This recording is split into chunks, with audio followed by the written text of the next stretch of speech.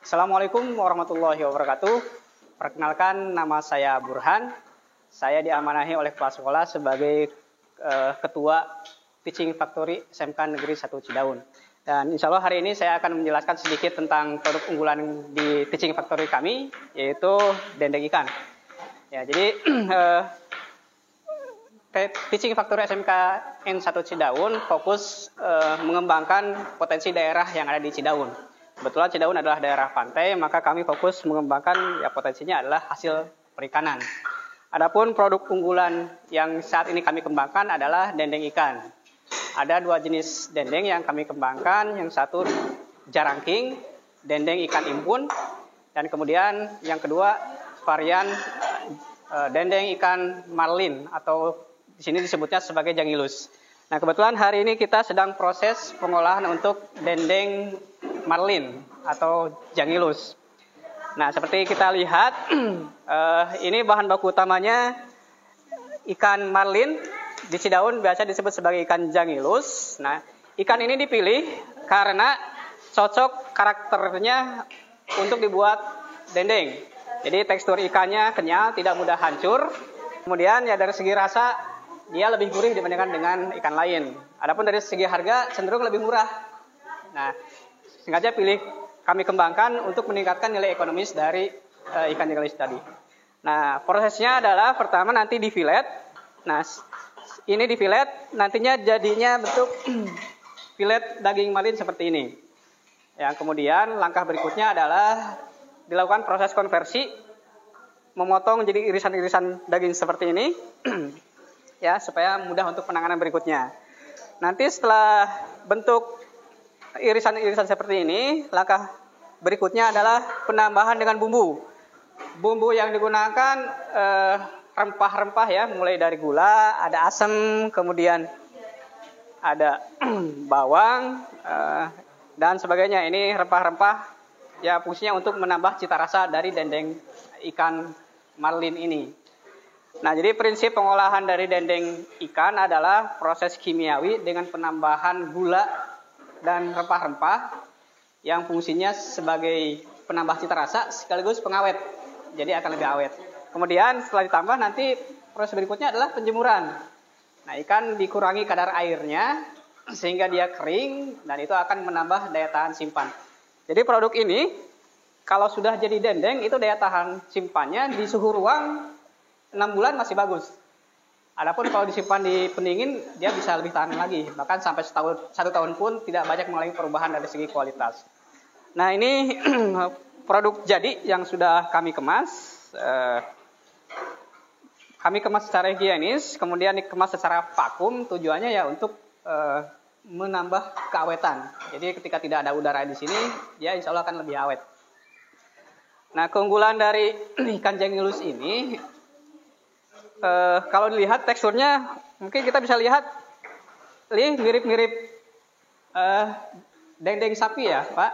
Cuman jelas keunggulannya lebih banyak dari daging sapi, karena kan ikan laut seperti kita ketahui kandungan gizinya relatif lebih tinggi, terutama dalam hal kandungan asam amino esensial, kemudian dalam hal asam lemak omega 6. Omega 6 adalah salah satu asam lemak yang sulit didapatkan dari produk lain. Sebagian besar hanya terdapat pada ikan.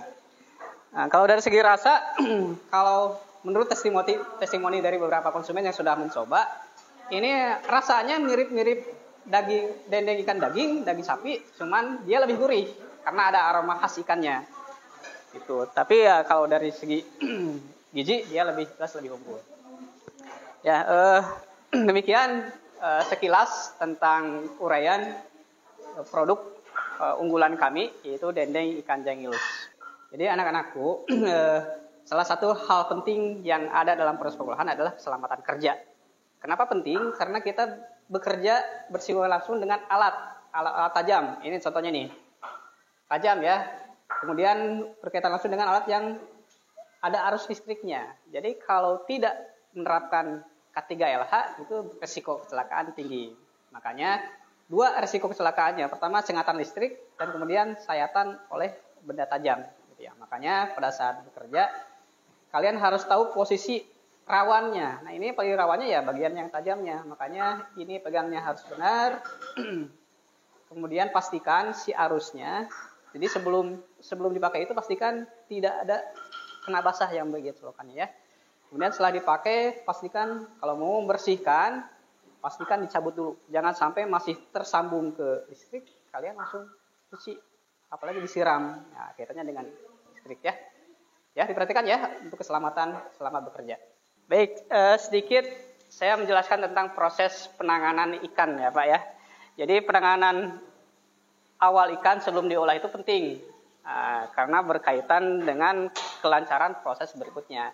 Jadi dalam proses pengolahan, pelakuan pendahuluan itu adalah bagian yang penting. Contohnya ini, nah, pelakuan pendahuluan dalam pengolahan dendeng adalah ya proses filleting. Nah sebetulnya untuk proses filleting itu ada teorinya secara khusus. Saya mulai dari jenis alat yang digunakan ya. Kita ketahui ada banyak pisau nih. Nah, ini pisau beda-beda bentuknya karena memang cara penggunaan dan manfaatnya beda-beda. Nah, kalau ini pisau biasa, pisau dapur, ini biasa dipakai untuk ya memotong bumbu, pokoknya bahan-bahan nabati. Jadi ketajamannya pun ya relatif rendah. Nah, khusus untuk pengolahan ikan, biasanya ada 3 jenis pisau yang dipakai. Ini namanya pisau fillet. Pisau fillet ini dari segi ergonomisnya juga sudah diatur sedemikian rupa. Nah ini seperti yang kita lihat, ini fungsinya untuk proses filleting, memisahkan bagian daging dari tulangnya. Nah, kita lihat ujungnya lancip, ini akan mempermudahkan proses filleting. Nah beda dengan ini, kalau ini namanya pisau boning. Jadi pisau boning itu biasanya untuk memotong daging yang ada bagian tulang rawannya, tulang yang tidak begitu keras. Jadi dia ketajamannya lebih tinggi dari ini. Ya, kalau misalkan ada tulang ikan kan suka ada duri-duri kecilnya. Kalau ada duri kecilnya, potongnya pakai pisau ini. Nah, sedangkan kalau ini pisau sama juga pisau boning, tapi ini khusus untuk memotong ikan yang tulang atau durinya besar. Contohnya ini nih. Contohnya ini cara membagi tiganya ya harus pakai pisau kayak gini gitu. Kalau pakai pisau biasa ya akan sulit ya. Ini proses filleting dan butuh latihan khusus untuk melaksanakannya. Jadi nantinya hasil akhirnya itu yang seperti ini nih. Hasil akhirnya itu nah itu. Hasil akhir setelah itu hasil proses filleting. Tahapan berikutnya adalah pencampuran. Pencampuran ikan dengan rempah-rempah tadi. Nah, rempah-rempah inilah yang menambah cita rasa ikannya. Jadi rempah yang digunakan di sini ada ketumbar, ada lengkuas, kemudian ada asam Jawa. Nah, kesemuanya diaduk, dicampurkan, menambah cita rasa, sekaligus mengawetkan. Karena rempah-rempah itu memiliki zat antimikroba juga. Jadi insya Allah lebih awet. Selain rasanya lebih enak, lebih awet juga. Kemudian ini ditambahkan gula. Karena gula itu ya selain cita rasa, dia juga sama. Mempunyai efek antimikroba dalam jumlah yang cukup tinggi. Ini penambahannya 25%. Jadi termasuk kadar yang bisa menghambat pertumbuhan mikroba pada dendeng ikan. Ya. Jadi dicampurkan sampai merata.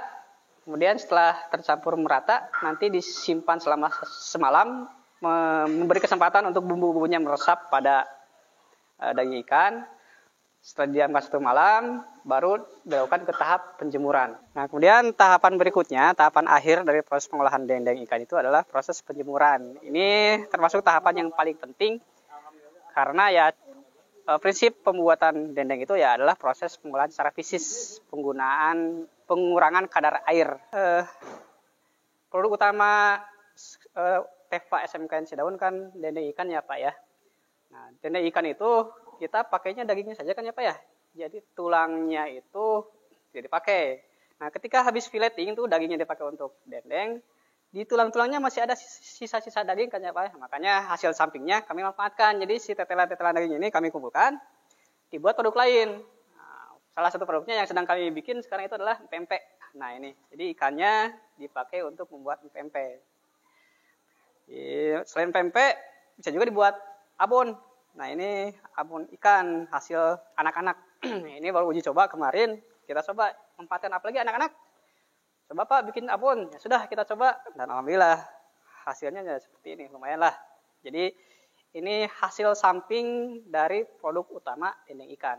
Berikutnya sedikit penjelasan tentang produk akhir ya Pak ya. Nah ini dari proses tadi ya produk akhirnya ini dendeng yang sudah kering, yang sudah dikeringkan sudah jadi. Kemudian sekalian tester, kemarin saya sudah goreng. Nah ini hasilnya, ini yang sudah matang. Nah Pak nanti bisa dicoba. Jadi rasanya itu kalau testimoni yang sebelumnya ya, konsumen sebelumnya ini lebih enak dari daging sapi katanya. Nah, lebih gurih. Kalau daging sapi kan ya biasalah daging, tapi ini karena ada ikannya, khas ikan, apalagi ikan dangilus ini ya khas lah rasanya. Nanti bisa Bapak coba. Kemudian keunggulannya Pak, ikan laut itu omega 3-nya tinggi. Jadi omega 3 itu adalah nutrisi untuk buat otak.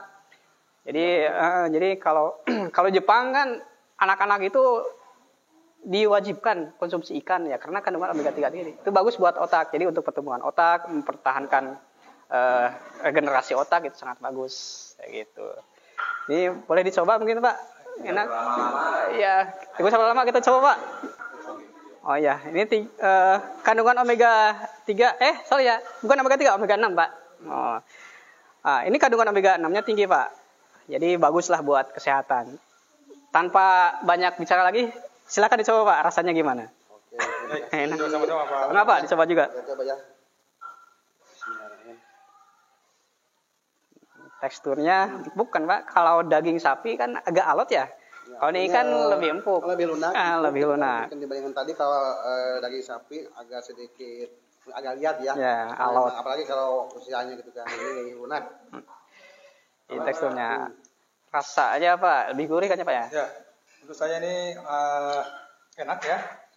Ada khas ikannya ya karena memang bahan dasarnya ikan berbeda dengan bahan dasarnya dari daging.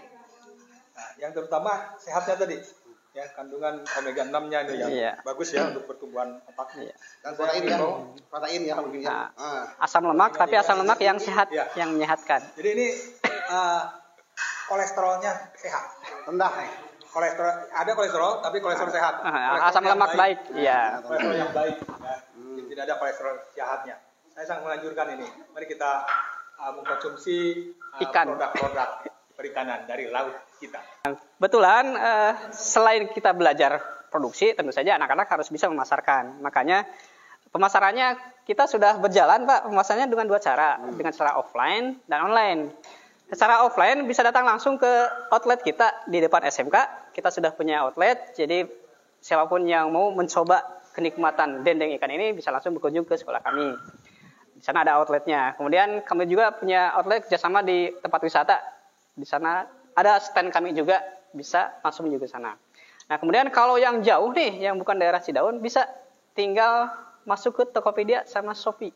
Nah di Shopee juga kami sudah jual produk ini. Dan harganya bersaing. Bahkan lebih murah dengan produk yang di sana. Karena kami kan dekat dengan sumber bahan bakunya, otomatis biaya produksi lebih rendah. Jatuhnya harganya lebih murah. Orang Cianjur dan sekitarnya, produk ini insya Allah dalam waktu dekat akan ada di gerai SMK. Di gerai SMK, di gerai produk-produk SMK yang lokasinya di daerah Cikijing, Kecamatan Sukaluyu. Kita punya outlet di situ bersama dengan SMK yang lain. Nama toko online-nya Studia, Pak. Studia. Jadi di Tokopedia sama di Shopee silakan searching Studia. Nah, pasti itu nama toko kami. Produk ini ada, bisa dipesan langsung. SMK kuat dan menguatkan Indonesia.